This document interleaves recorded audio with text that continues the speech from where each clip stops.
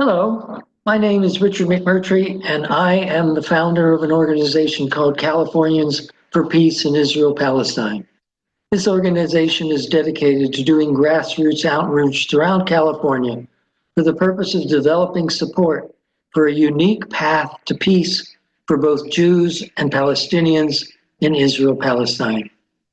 This path was developed by hundreds of Jews and Palestinians working for hundreds of hours to develop creative solutions to every deadlock that has prevented peace efforts in the past from being successful. This path is called A Land for All. I'd like to first begin by having you hear directly from Mai Pundak, who is the Israeli Jewish co-director of A Land for All. Seated with her in the video is Rula Hardal, who is a Palestinian co-director of A Land for All, and Jonathan Zeigen, who is the son of peace activist Vivian Silver, who was killed in the October 7th Hamas massacre. Maybe I'll try to take a more practical approach to this question, and also maybe share a little bit, just in a few words, a little bit about the vision of A Land for All, because I think it's important to say in this forum with these people and everyone who's joining us, because I think that in a way, and I'm also trying to be authentic to what we've heard from Jonathan and Rula, A Land for All, we don't claim to have all the answers to the problem of the Israeli-Palestinian conflict. But we do claim to have an answer, a good answer, to an imminent, crucial component that has been missing for many, many years, which is an updated political vision that is committed to values of equality, that is committed to being pragmatic and connected to reality, to what we know works and doesn't work, to learning from other conflicts, and the commitment to the both sense of belonging of all 7 million Israelis and Jews and 7 million Palestinians to this homeland, and the strong sense of attachment to the entire homeland, and the right of the still existing need for a right of self-determination, which is still the majority of Israelis and Palestinians. And number three, to be very pragmatic in coming up with new assumptions and a new narrative that will hopefully take us out of this cycle. And so what A Land for All has created from putting all these ingredients on the table, starting from the point of what we said earlier and what you said so beautifully, John, of the fact that whatever was going on October 6th was not sustainable. For many, many years, we were trapped in this binary of, one state is impossible, two state is impossible. And so we just accepted, and we were all complicit, or I say we were all, but in a way, yes, we were all taking from what Jonathan and Rula said, in a way, we were all complicit in accepting this fake status quo and accepting the fact that this conflict is impossible to solve. And there's no vision to the future. And, and really not prioritizing the need to solve it.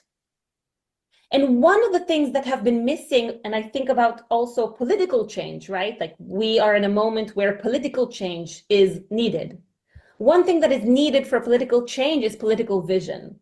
And political vision needs to be compelling. It needs to be exciting. It needs to be authentic.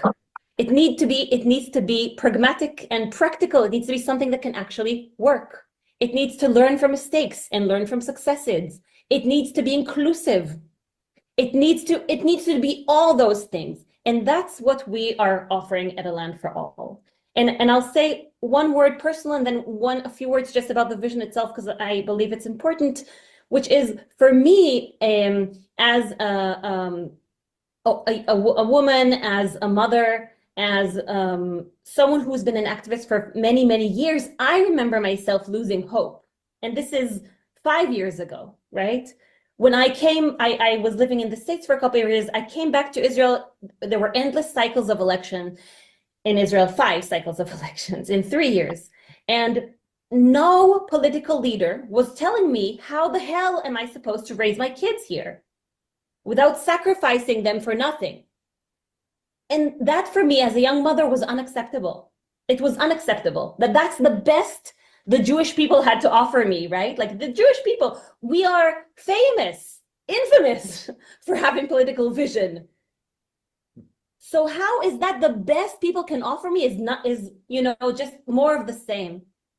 Component of articulating that vision, that Northern Star that we all know that we can at least push towards, is for me it gave me hope and gave me the possibility to take agency and to believe that I can do something. And if it's okay, I'll just take a couple of minutes very shortly to just share the vision, and maybe we can ask our amazing Eve to share in the chat a link to our website where we can read more about the vision itself. But I will say shortly that what A Land for All is offering is, and you can see it here on our banner, A Land for All, 2 states, 1 homeland. It's very simple to summarize it like that. 2 states, 2 independent sovereign states, Israel and Palestine, 67 border, everything we know about 2 states, in a different framework, where the starting point is one of equality, is one that acknowledges the interdependency. Although there is a power dynamic and power structure, there is also interdependency between Israelis and Palestinians. And I think October 7th made that very clear, that until Palestinians are not free and safe, Israeli Jews will never be free and safe, ever. But that goes for climate, and that goes for healthcare, and that goes for security, and it goes for Jerusalem, and everywhere you look, from sewage to economy and integration into the Middle East, the framework has to be one that is based on integration, cooperation, shared interest, shared future, shared homeland, and not one of segregation and separation.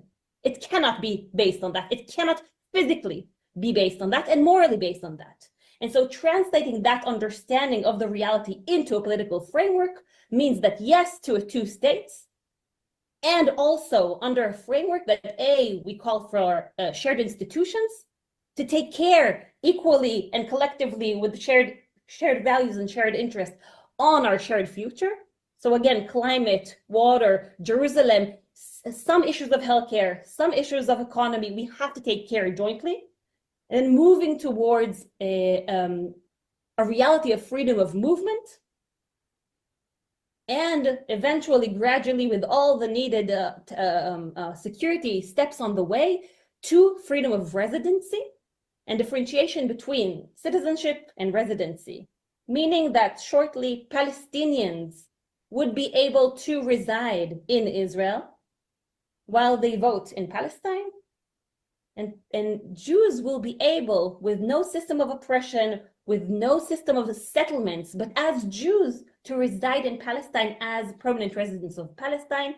And for those who think this is insane and outrageous and crazy, we always try to encourage us to use our political imagination and to go back to places like the European Union, with all the problems that it has after 250 years of slaughtering. People are still living together freely with open borders. That's important to remember. It's important to remember that these things that sound impossible actually overnight change. And I think that the past few days of what we're seeing in Syria, or the Berlin Wall that suddenly fell after everyone predicted it will never fall, and I can give many, many more examples, but I just think that even thinking about Israel and Egypt, that one day were the biggest historic enemies, and 5 years later, and now till a few years ago, Sinai was the most popular vacation spot for Israelis. It pushes us to understand that it can happen here as well, and that we need new creative ideas to achieve that and to allow, and I'll end with this, for political change. Because with no political vision, with no horizon, with no articulation of that Northern Star and that shared vision that both Israelis and Palestinians can relate to and create and belong to, there will not be political change here. Okay, I got carried away. Woo! I actually, I'm trying to be, it's too late for me to be diplomatic. So I'm going to say that I actually have zero trust in the international community. And that's, sorry, John, I have trust in you, but I think, and that's okay, because I think that yes, I would love for there to be sanctions on Israel to end the war, but I don't think that's going to happen. And so I'm trying to think what will happen, okay, or what I have power to do. And within that, what we have, again, I'm talking from our humble position of probably the only Israeli-Palestinian co-led political movement offering an alternative vision to a problem that has no vision. And so what I think that the international community can do is to start talking about the fact that A, the Palestinian-Israeli conflict has to end. This is the end, the beginning of the end. This is the last war. This is the end of the conflict. We have to end it. Number two, it can end. People always say it can't end. It's the most complicated ever. Everywhere else it can end, but here it can't, because it's no. This is a conflict like every other conflict that is meant to end. Number two. Number three, how? There are probably 7,000 versions of how. Here's one. You don't have to think it's perfect. It's not perfect. But here is one that has been created by Israelis and Palestinians for hundreds of hours, hundreds of people, and have the creative solutions to every deadlock that we've been facing for 20 years, saying, oh, you see, it's impossible. So people need to start using new terminology, new language, new faces, new leaders, new ideas to say that this is possible. And this is a tool that people can use. And again, it's not to say that it's perfect, but just to fight back. And the most important thing, and this is really a request, not to give up. Not to give up. We have no luxury of giving up. And I think that everyone sitting around this computer right now knows that this problem of Israel Palestine is hitting everyone at home. So even if you want to give up, you cannot give up, because this is impacting all of us. So that's really, really important. And we are here to help, to be resources around that. So Mai has given you an overview of the Land for All vision. Now I'll go into greater depth about that vision, as well as discuss several other important aspects of the Israeli-Palestinian conflict, including the history that has led to the current situation. So here's what I'll cover. First, I'll go into a Land for All proposal as a path to a lasting peace. Second, I'll talk about the October 7th Hamas massacre and the Israeli military response. Then the question I'll raise is, what can we do as Americans and as individuals to support this path to peace? Then I'll go into the history that makes it understandable how on earth did we get to the current situation, and make clear what's needed to resolve the conflict. 1,500 years of Christian anti-Semitism led up to the 1897 founding of the Zionist movement in Austria. The 1917 Balfour Declaration of England declaring its intent to create from Palestine a homeland for the Jewish people. The 1920 League of Nations allocation of Middle Eastern lands to England and France rather than granting them independence. The 1947 United Nations Partition Plan, which intended to divide Palestine into a Palestinian state and a Jewish state. The 1948 war that created Israel. The 1967 Seven Days War that expanded Israel's borders. The 1993 restrictions on movement of people and goods that has caused so much economic hardship. And then I'll reiterate what we as individuals can do to support this movement for peace. If you are patient enough to stick with me to the end of this presentation, you will understand why the A Land for All proposal is responsive to both the current situation and the history that has led to it. You will see how A Land for All can end the hitherto endless cycle of violence on both sides. Let's look more deeply into A Land for All proposal. A Land for All is the vision of a group of Palestinian and Israeli Jewish activists. In its most recent iteration, the board of A Land for All met on October 10th, 2023, 3 days after the brutal October 7th massacre orchestrated by Hamas, a time when the entire nation of Israel was in a state of shock and outrage. A Land for All renewed its commitment to promote its vision as a path to peace. This vision addresses many of the issues that had prevented previous proposals from gaining any traction. In their introduction on their website, A Land for All states, "In these days when many people on both sides cultivate the illusion that victory means defeat for the other side, our movement and our vision are more important than ever. Our principles are based on the shared interests of two nations, not a zero-sum game, but a win-win for both sides. This stems from our understanding that only an agreement based on the interests and needs of both nations can lead to a safe life for both."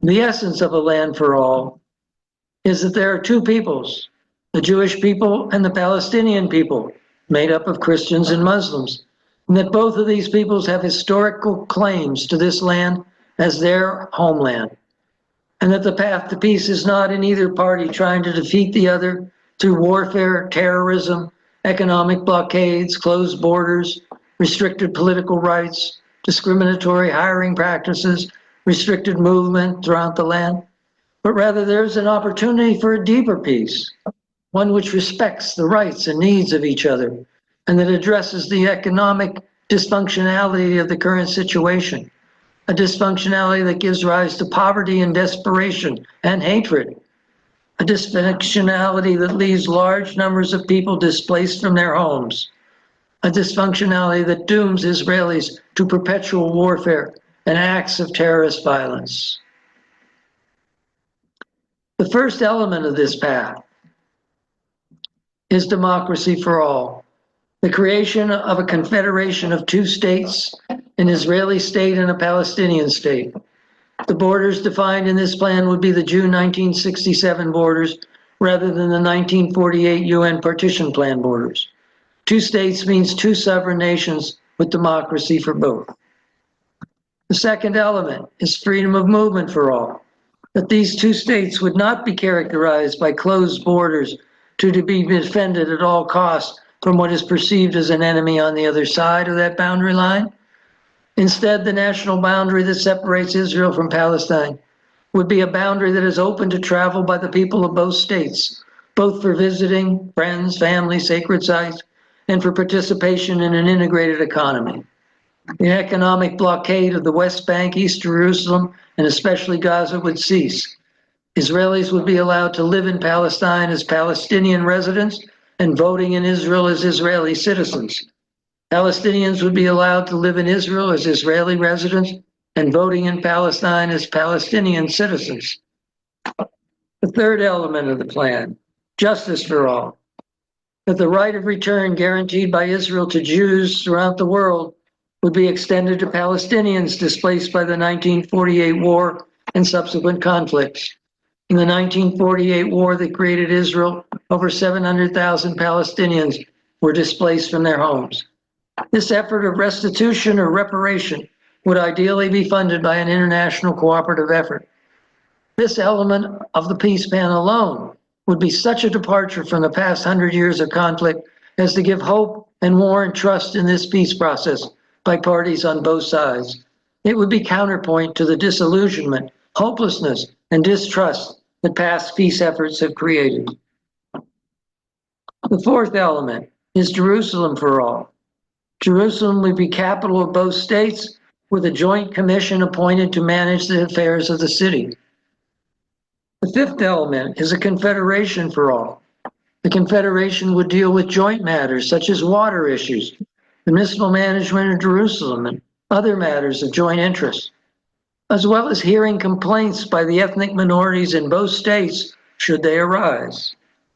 The sixth element is security for all, commitment to the security of its respective citizens and to the security of the other state. What makes this plan a good plan responsive to the needs of the hour? First, it has an underlying premise that both peoples have deep links to the land.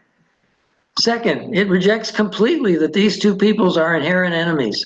Rather, it creates a structure through which they can both experience peaceful coexistence and grow in that awareness of their interdependency.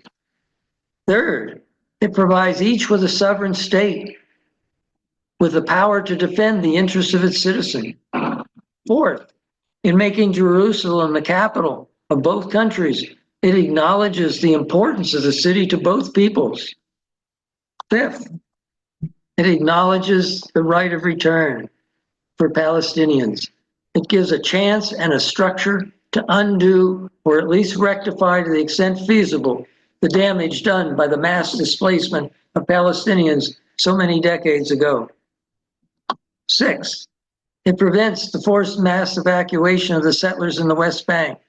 Jewish settlers get to stay in Palestine, provided they are willing to live in peace. 7, the Palestinian minority in Israel, 23%, will be committed to peace with their Jewish neighbors, in part because the structure of the peace agreement includes protections of their minority rights as residents of Israel. It's also important to acknowledge that this plan has been developed by hundreds of Israeli and Jewish and Palestinian partners working to craft this plan through hundreds of hours of discussion. Lastly, the freedom of movement allows both peoples to enjoy and connect with the country as a whole and provides support to an integrated economy. Also, in sum, it does not require the renunciation of the Jewish right of return. It does not require the partition of Jerusalem. It does not require mass evacuation of settlers. All these are very controversial issues. It requires compromise on these issues that have divided the two peoples for decades.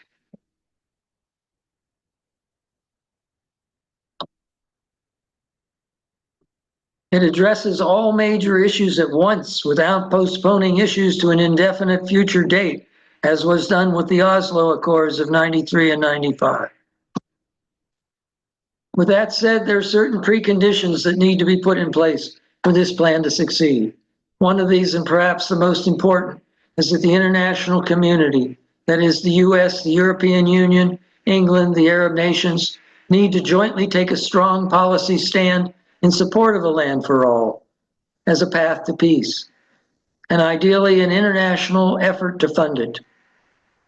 The nations that have in one way or another taken actions or refrained from taking actions that led to Israel being created without the creation of a Palestinian state need to take responsibility to bring peace to this land.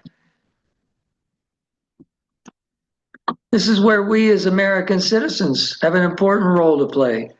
We can work at the grassroots level to do two things: build support for the Land for All vision as a path to peace, build support for America being a major proponent of and participant in a multinational investment program to implement the Land for All vision. This would be similar in concept to the Marshall Plan implemented by the United States after World War II to assist in the economic rebuilding of war-torn Europe. This would include the rebuilding of the societal infrastructure of Gaza and providing funding to implement the right of return of Palestinian refugees through financial assistance for reparations or restitution. The strategy of Californians for Peace in Israel Palestine is to go church by church, synagogue by synagogue, gatherings of friends and neighbors, community organizations in local communities to gather support for the adoption of the Land for All vision. When numbers are sufficiently large, then the effort would focus on attempting to influence our elected officials. If you were inspired by this presentation, there are several things you can do. Join A Land for All. Go to the alandforall.org site and click join. Make donations to their work. Go to A Land for All and click support. Send an email to Californians for Peace in Israel Palestine. Let us know if you're joining and donating to A Land for All so we can document our effectiveness at raising funds for them. Join Californians for Peace by sending an email to the above address. We will keep you informed of our progress and let you know of future presentations. Join the team. Take these presentations to friends and neighbors and other congregations in surrounding towns.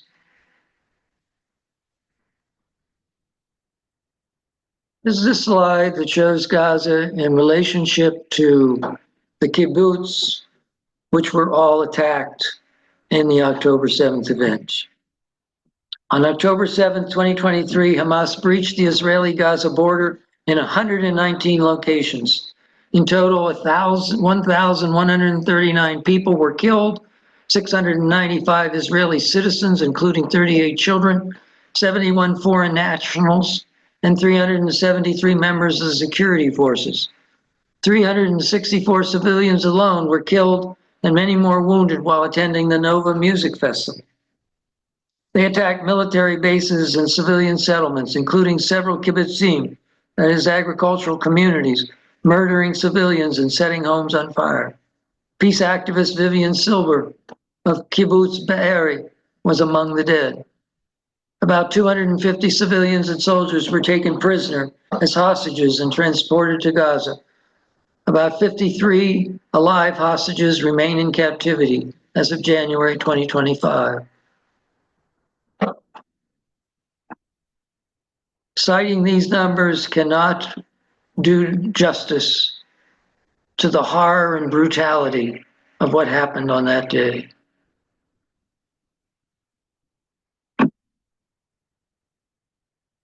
Now I'll read excerpts from the film, The Bibi Files. Bibi is the nickname of Benjamin Netanyahu, the current Prime Minister of Israel. This is a 2-hour 2024 documentary which includes powerful shots of the brutal October 7th, 2023 Hamas orchestrated massacre and the even more brutal Israeli retaliation in Gaza, making very clear the violence on both sides of this conflict that needs to come to an end. It includes commentary on Hamas and the current war by prominent Israeli Jewish leaders.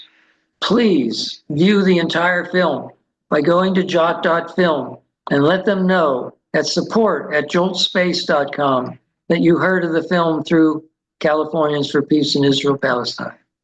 I do not have permission to show you film clips, so I will read to you what the narrators had to say. Nimrod Novik, former senior advisor on foreign policy to Prime Minister Shimon Peres. The public blames Netanyahu for October 7th as the one who fed the beast. He did not create Hamas, but he fed it. He arranged for Hamas to receive $35 million each month from the Arab nation of Qatar. Ami Ayalon, former head of Israeli Secret Service and commander of the Israeli Navy.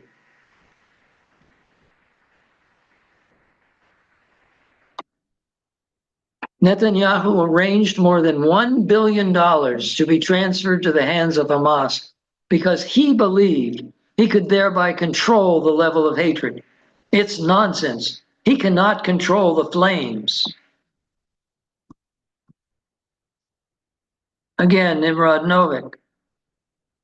Netanyahu's strategy was keep Hamas there in Gaza, weaken the Palestinian Authority on the West Bank, sustain the extremists, weaken the moderates. This exploded in our faces on October 7th in a most brutal way. Uzi Beller, childhood friend of Benjamin Netanyahu. Bibi tells the world again and again and again, I'm the expert on terrorism. Oh, I know how to fight terrorism. I'm the protector of Israel. And under his regime, we get this incredible, unbelievable war. Gilly Schwartz, resident of Kibbutz Be'eri, that was attacked on October 7th. I didn't expect October 7th to happen. I didn't expect it, but I wish I could say I was surprised. Things have been heating up for quite a while now. I'm not very old, I'm 20 years old, but for my entire life, I have known bombs and war and now this. On October 7th, people from Hamas entered my kibbutz and started in the early morning burning houses and murdering people. Over 90 people that I used to know are now dead. Bibi, that is Benjamin Netanyahu, has not been to Be'eri since October 7th, and I don't want him to come because I would never welcome him in my home. He has been prime minister ever since I can remember, and living on the border, I always felt the effects of that, negative effects of that always, of his choices and policies. I don't want to hear his name. I don't want to see his face. I'm exhausted of him. It started with my neighbors in my kibbutz being killed, and it continues with my neighbors in Gaza being killed. The people who are talking about a military solution, what's happening now is not a solution. It is just a massacre in Gaza. I don't think this makes anything in our future better. It's just horrible. Raviv Drucker, Israeli journalist.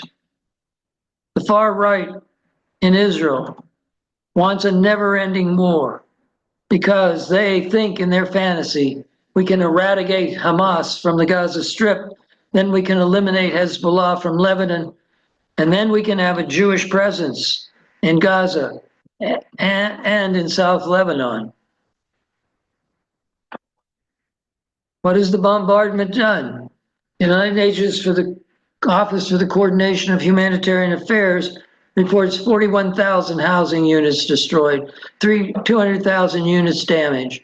Others report destroyed or damaged 347 elementary and secondary schools, all 12 universities, 20 out of 22 hospitals in northern Gaza, 4 of the 6 wastewater treatment facilities. Due to lack of fuel, 70% of the population of southern Gaza have no access to treated water. 50% of tree crops and 42% of greenhouses. 41,000 fatalities. 1.9 million people displaced from their homes. 720 Israeli soldiers have died, their lives sadly cut short by this war. And there is no end in sight, no vision of peace other than total victory, which is Netanyahu's description of his goal for the war.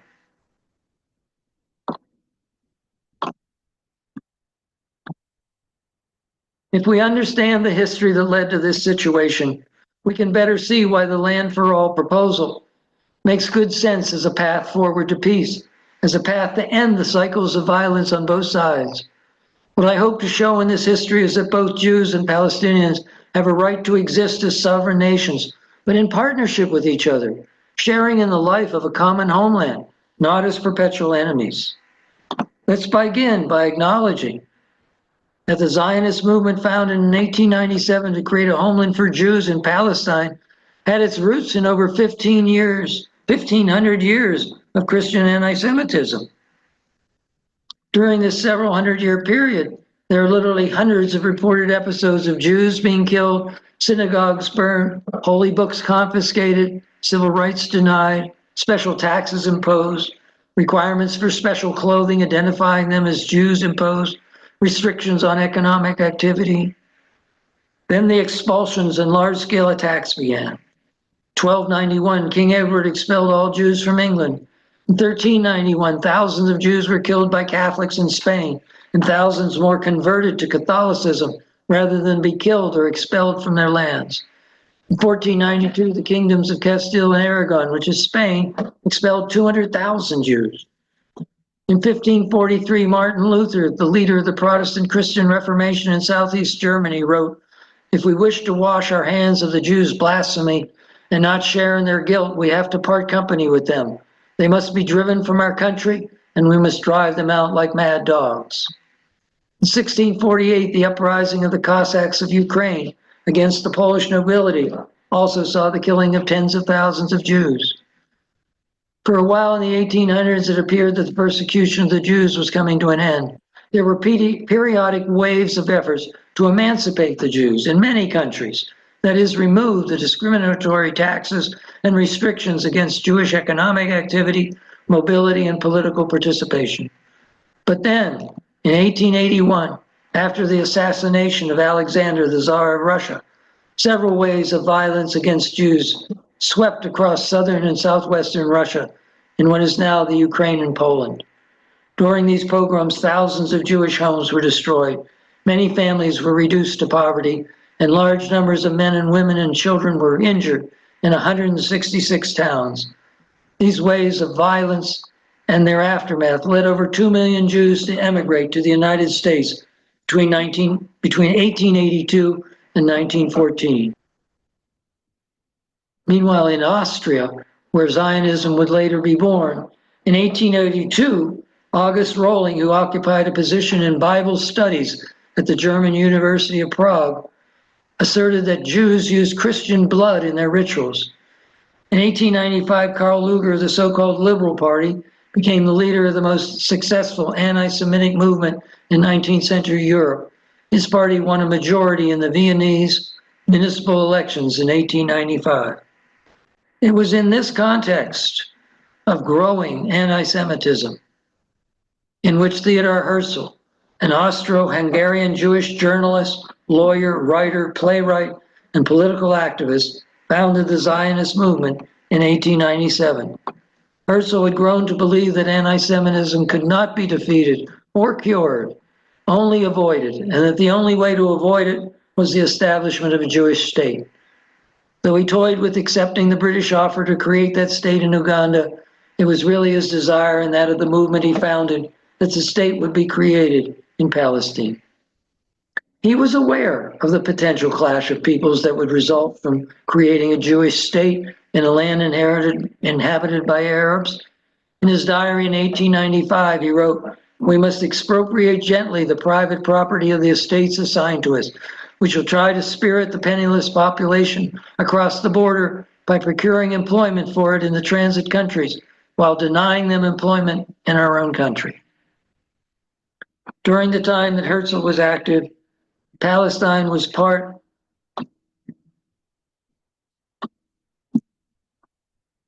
of the Ottoman Empire, which stretched originally from Europe, including Bulgaria, Romania, Croatia, Bosnia, Macedonia, Albania, and extended southeastward through Mesopotamia and Iraq, and southward through Syria, Lebanon, Palestine to Egypt, and include vassal states in North Africa. What's important about this, for our purposes, is the fact that the Ottomans in World War I decided to side with the Germans. So in 1914, at the very beginning of the war, Britain began to think about what they would do with the Ottoman territories, including Palestine, when they defeated the Ottomans. They did not consider independence for these territories. This thinking culminated in a statement made by the British Secretary of State for Foreign Affairs, Arthur James Balfour. This statement became known as the Balfour Declaration and stated, "His Majesty's government views with favor the establishment in Palestine of a national home for the Jewish people and will use their best endeavors to facilitate the achievement of this object."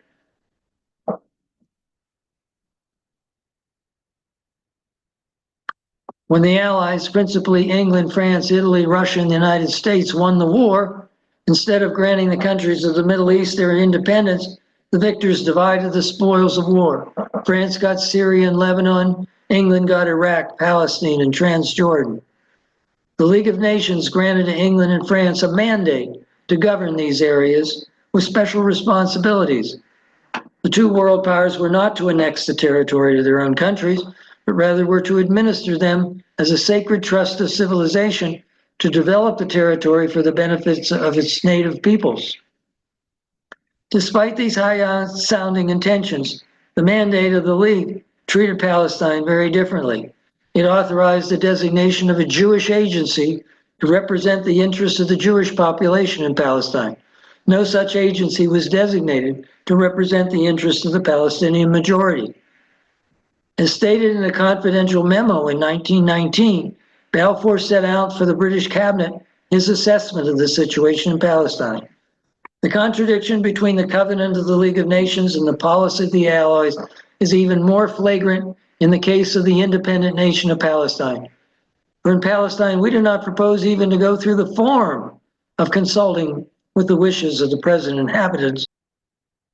The four great powers are committed to Zionism, and Zionism, be it right or wrong, good or bad, is rooted in age-long traditions and present needs and future hopes of far profounder importance than the desires and prejudices of the 700,000 Arabs who now inhabit that ancient land. Whatever be the future of Palestine, it is not now an independent nation, nor is it yet on the way to become one. The Jewish population of Palestine was about 13% in 1917, 18% in 1932. But with the rise of Adolf Hitler in Germany in 1933, immigration to Palestine soared. In 1935 alone, over 60,000 immigrants, mostly from Germany, came to Palestine, a number greater than the entire Jewish population in 1917. The Jewish population grew to 30% of the total by 1939. You could look at these numbers in a positive way as evidence of the growing capacity for Jewish settlers to become a majority and take over the land. Or you could look at it in a negative way as evidence of an intense conflict in the making. Land purchases were made to accommodate the new immigrants, often from absentee landlords and often resulting in expulsion of peasants to make way for the new arrivals. These conditions gave rise to a general strike in 1936 in labor, transport, and shopkeeping. An armed revolt broke out in October of 1937 and was brought under control 2 years later through a massive use of force by England. The bloody war left 14 to 17% of the adult male population killed, wounded, imprisoned, or exiled.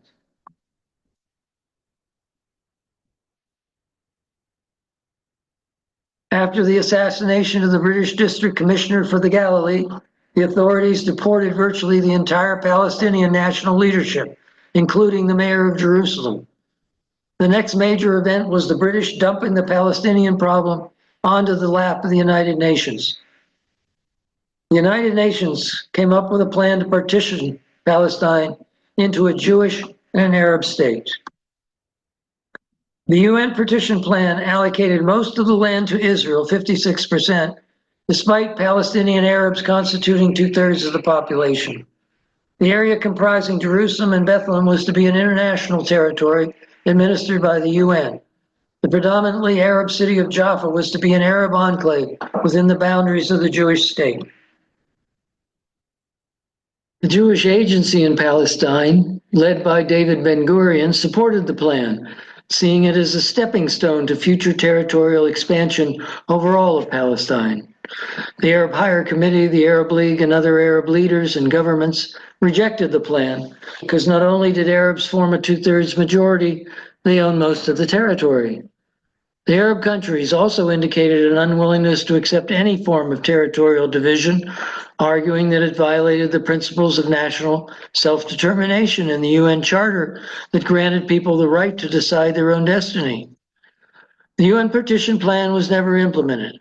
Instead, the creation of Israel and the determination of its boundaries was decided by military force.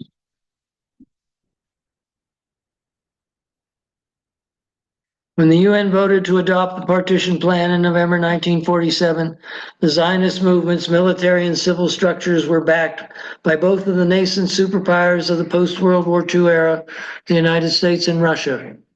The movement could prepare to take over as much of the country as possible. Plan Dalet involved the conquest and depopulation in April and the first half of May of the two largest Arab urban centers, Jaffa and Haifa, and of the Arab neighborhoods of West Jerusalem, as well as scores of Arab cities, towns, and villages.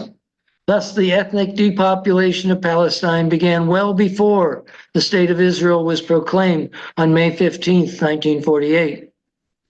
Jaffa was besieged and ceaselessly bombarded with mortars and harassed by snipers. Once finally overrun by Zionist forces during the first week of May, it was systematically emptied of most of its 60,000 Arab residents. Subjected to similar bombardments and attacks, the 60,000 Palestinian residents of Haifa, the 30,000 in West Jerusalem, the 12,000 in Safed, the 6,000 in Baisan, and 5,500 in Tiberias suffered the same fate. Most of Palestine's Arab urban population thus became refugees and lost their homes and livelihoods. The second phase of this expulsion occurred after May 15th, when the new Israeli army defeated the Arab armies that had belatedly joined the war. In the end, over 700,000 Palestinians were expelled or fled to neighboring Jordan, Syria, Lebanon, and the West Bank and Gaza. None were allowed to return, and most of their homes and villages were destroyed to prevent them from doing so. The confiscated lands were given to Jewish settlements or the Israeli Lands Authority. The Charter of the Israel Lands Authority prescribed that such property could only be used for the benefit of the Jewish people. Hence, dispossessed Arab owners could neither buy back nor lease what had once been their own property.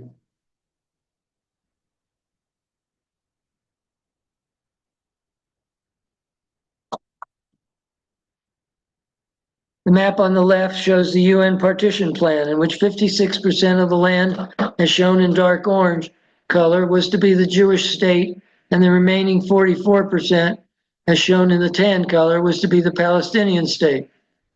The map on the right shows the borders after the 1948 war, which brought 78% of Palestine under Israeli control.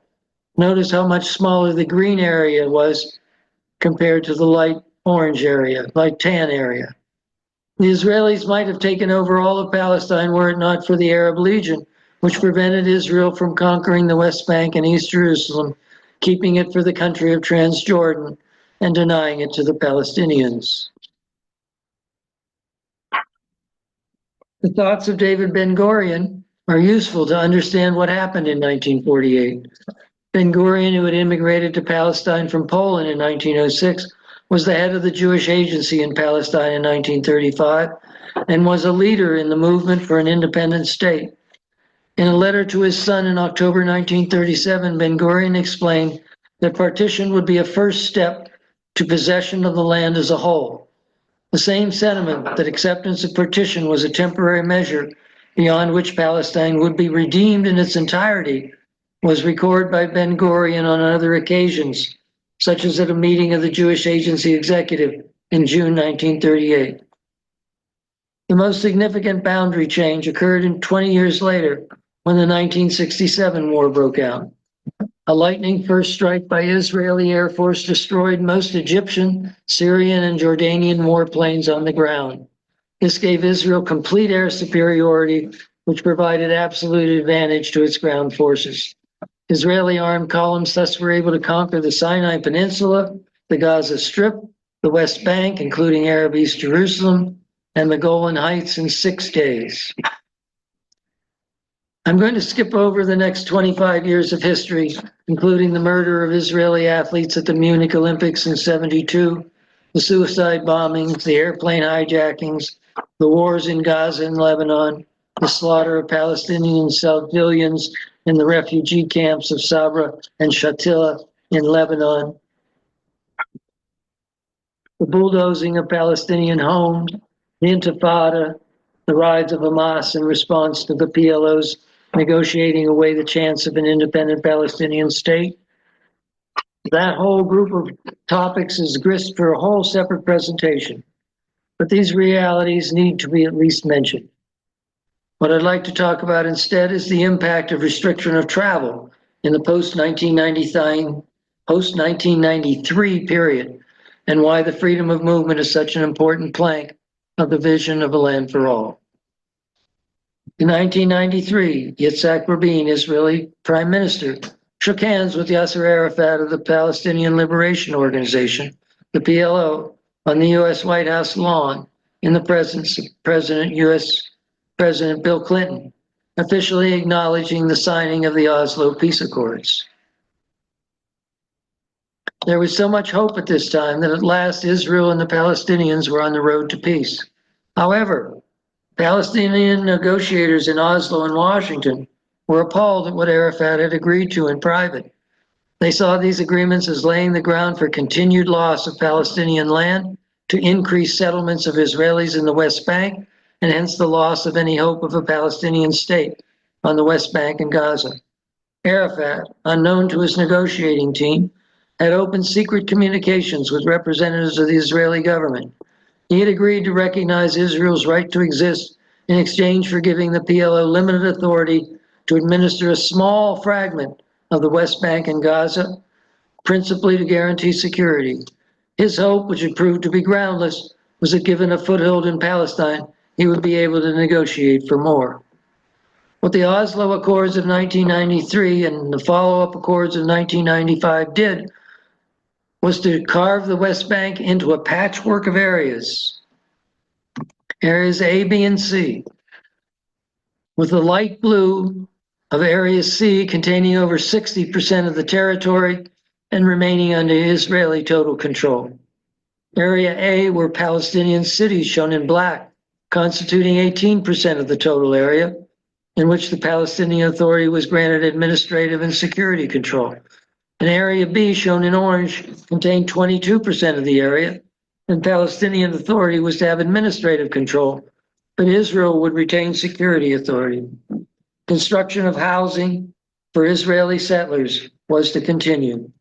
What this map shows is that Israel used the Oslo Accords to solidify its control of all of Palestine and move thousands of Jewish settlers into the West Bank as part of its plan to have all of Palestine as the nation of Israel, a homeland for the Jews. In this period, an extensive system of permits, checkpoints, walls, and fences was created. Most Palestinians lost their ability to move freely around Palestine. Gaza was separated from the West Bank, which was itself severed from Jerusalem. Jobs within Israel did not return. Between 1993 and 2004, gross domestic product declined. The majority of the population could not obtain permits to travel and was now effectively confined to the West Bank and Gaza. Here are examples of the checkpoints. The Gaza Strip was cut off from the rest of the world in stages, circled by troops on land and the Navy by sea. Entering and leaving required rarely issued permits and became possible only through massive fortified checkpoints. Most Gazans depended on work in Israel or on exporting goods. With stringent restrictions on both, economic life underwent a slow strangulation. In Jerusalem, the largest and most important urban center in Arab Palestine, barriers placed at the entrances to the Palestinian neighborhoods of East Jerusalem prevented free movement between the city and the West Bank hinterland, on which it depended economically, culturally, and politically. Its markets, schools, businesses, and cultural institutions and professional practices had all thrived primarily on a clientele from across the occupied territories, as well as Palestinians from inside Israel and foreign tourists. Suddenly, Palestinians from the West Bank and Gaza were required to obtain permits, which were unattainable for most. The impact of the closure of Jerusalem on the city's economy was shattering. According to a 2018 European Union report, the contribution of Arab East Jerusalem to the Palestinian gross national product had shrunk from 15% in 1993 to 7% in 2018. The EU report noted that due to its physical isolation and the strict Israeli permit policy, the city has largely ceased to be the economic, urban, and commercial center that it once was. These conditions were barely noted in the mainstream media, and there was great surprise in international circles when the Palestinian population, still under occupation, expressed its bitter sense of betrayal via massive demonstrations in September of 2000. Fast forward to 2007, with Hamas in control of the Gaza Strip, Israel imposed a full-blown siege. Goods entering the Strip were reduced to a bare minimum. Regular exports were stopped completely. Fuel supplies were cut, and leaving and entering Gaza were only rarely permitted. Gaza was in effect turned into an open-air prison, where by 2018, at least 53% of some 2 million Palestinians lived in a state of poverty, and unemployment stood at an astounding 52%. At the same time, Israel has implemented an extensive program of construction of settlements in the West Bank. As of January 2023, there are 144 Israeli settlements in the West Bank, including 12 in East Jerusalem.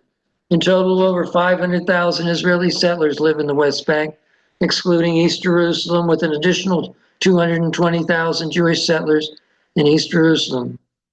This is a picture of one of the settlements. This is the context in which the brutal terrorist attack of Hamas of October 7th, 2023 arose. This does not justify such brutality, but it does explain its causes, and it points to what is needed to be done to achieve peace. Now I'd like to return to the question of what can we as Americans do to bring peace to this troubled land? What is needed is to build grassroots support for a change in American policy, where America takes a leadership role in bringing together the international community, European Union, England, the Arab countries, in the support of a land for all vision. And secondly, building support for an international effort to fund the rebuilding of Gaza and financing the return of refugees. This would support those in Israel who want a lasting peace. This would require standing up and saying no to those forces within Israeli society who favor perpetual warfare to gain all of Palestinian for a Jewish homeland. As Mai Pundak of A Land for All told us earlier, a land for all path is just one path, but it is a good path and a desperately needed vision if the people of Israel and Palestine are to experience a genuine peace. What we can do as individuals is build a movement of outreach to churches, synagogues, community organizations, friends and family members, with the goal of getting large numbers of people to join A Land for All and donate to the efforts of political outreach within the United States and in Israel Palestine. As our numbers grow, we can do outreach to our elected officials and ask them to adopt the A Land for All vision. As individuals, what can you do? Join A Land for All. Go to A Land for All and click join. Make donations to their work. Go to A Land for All and click on support.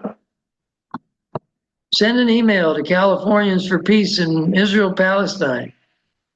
Let us know of your joining and donating to A Land for All so we can document our effectiveness at raising funds for them. Join Californians for Peace in Israel Palestine by sending an email to the above address. We will keep you informed of our progress and let you know of future presentations. Join the team. Take this presentation out to other congregations and other communities.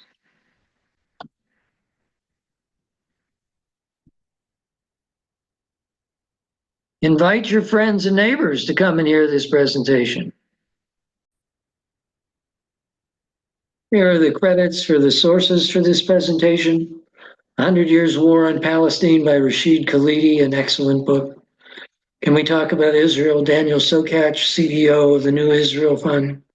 Numerous references from Wikipedia. The Bibi Files film by Jolt.film. I would encourage you to watch this film. It is amazing in terms of what it provides, in terms of commentary by Israeli Jewish political leaders and citizens.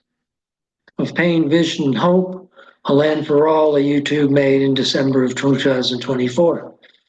This completes the presentation.